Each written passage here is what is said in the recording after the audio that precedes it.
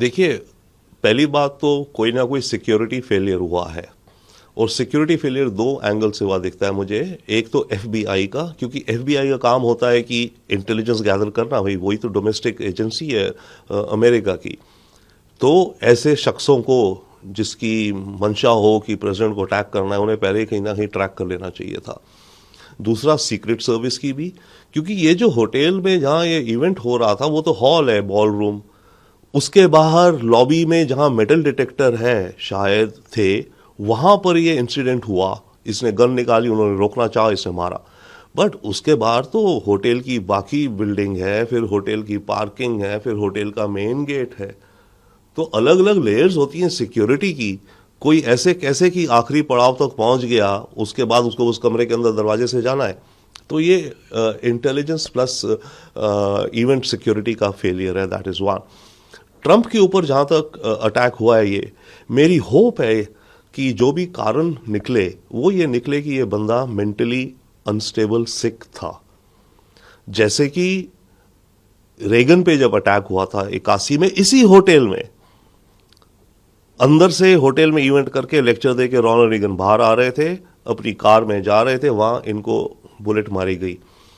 वो जिस कारण मारी हिंकली जो था, वो एक एक्ट्रेस को इंप्रेस करना चाहता था, जॉडी फॉस्टर।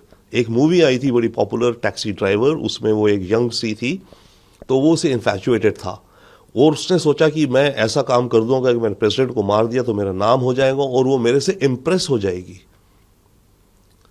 तो मेरी विश और होप ये है कि जिसने भी ये आज का जो करना चाह रहा था वो कुछ इसी तरह का सिरफिरा हो। क्योंकि अगर वो इंसान लोन वुल्फ ही है, बट किसी भी पॉलिटिकल आइडियोलॉजी को लेकर के ये करना चाह रहा था, तो ये अमेरिका के लिए अच्छा नहीं होगा, क्योंकि अमेरिका ऑलरेडी बहुत बटा हुआ है, अमेरिका और बटेगा। सर, ट्रम्प ने इस पूरे इंसिडेंट के बाद जो प्रेस कॉन्फ्रेंस हुई उसमें उन्होंने कहा कि अब बाकी देशों को देखिए, वहां पर बहुत बुरा वायलेंस होता है, और मैं किसी व्यक्ति से बात, असैसिनेशन की कोशिश होती है, कई बार लोग कामयाब होते हैं और कई बार नहीं होते। हमारी जो मिलिट्री है वो सबसे स्ट्रांग है, हम पूरी दुनिया का जो ट्रेड है उसे डोमिनेट कर रहे हैं, तो ऐसे में एक टारगेट बनाया जाना बहुत स्वाभाविक सी चीज। नहीं, ट्रंप सही बात कह रहे हैं। पॉलिटिकल वायलेंस दुनिया में हर जगह है, होता है, लीडर्स मारे भी जाते हैं। परंतु अगर देखा जाए आंकड़ों के हिसाब से, प्रेसिडेंट और प्राइम मिनिस्टर्स के खिलाफ सबसे ज्यादा अमेरिका में होता है। ट्रंप अभी ये 47th प्रेसिडेंट है 250 सालों में। 4 इनके सिटिंग प्रेसिडेंट्स मारे गए हैं, Abraham Lincoln, John F Kennedy, हिंकली only I think, और एक और 4, और 8 को सिटिंग प्रेसिडेंट्स को शूट करके वूंड किया गया है, अटेम्प्ट हुआ है।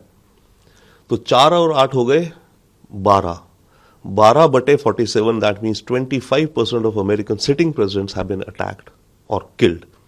तो अमेरिका में पॉलिटिकल वायलेंस ज्यादा है। ईरान से भी है, जहां पर ईरान के विदेश मंत्री अब्बास अरागची ओमान में बातचीत के बाद फिर से पाकिस्तान आ सकते हैं। इसके बाद से हो सकता है कि वह रशिया जाएं। इससे ये पता चलता है कि बातचीत में पाकिस्तान एक अहम भूमिका क्या अभी भी निभा रहा है। ईरान अमेरिका मामलों में लेकर के यस, पाकिस्तान बिल्कुल अहम भूमिका निभा रहा है, बहुत अहम, बहुत एक्टिव भूमिका निभा रहा है पाकिस्तान। ईरान का फॉरेन मिनिस्टर जब तेहरान से चले तो उनका था कि वो पाकिस्तान जाएंगे, कुछ बातचीत करेंगे, फिर ओमान जाएंगे, बातचीत करेंगे, और ओमान से फिर मॉस्को जाएंगे।